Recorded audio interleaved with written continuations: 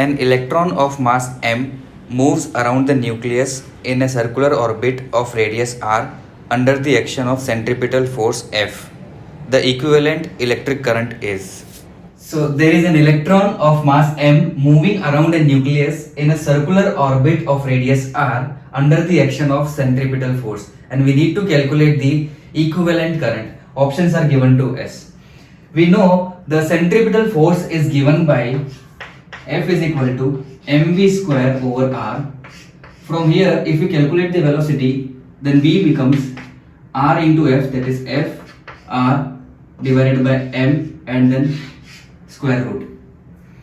In order to calculate current, we have the formula I is equal to rate of flow of charges, where q is the charge of this electron and this t is the time taken by this electron to complete one circle. So let us calculate this time separately. Time can be written as the total distance covered by the electron divided by its speed. Speed already we have calculated. Now our main motive is to find this distance. If the electron covers one circle, then the distance covered by it will be equal to the circumference of the circle, and that is equal to 2 pi r. So if I substitute that distance over here, it becomes 2 pi r divided by this velocity that we have already calculated, that is f r divided by m, that m goes on top and then there is a root like this.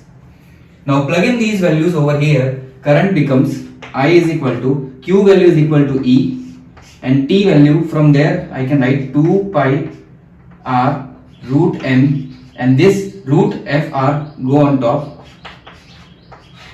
Now if you simplify this, you will get I is equal to E upon 2 pi root over this f divided by this mass, and this root r and r gets cancelled, you will have 1 r in the denominator.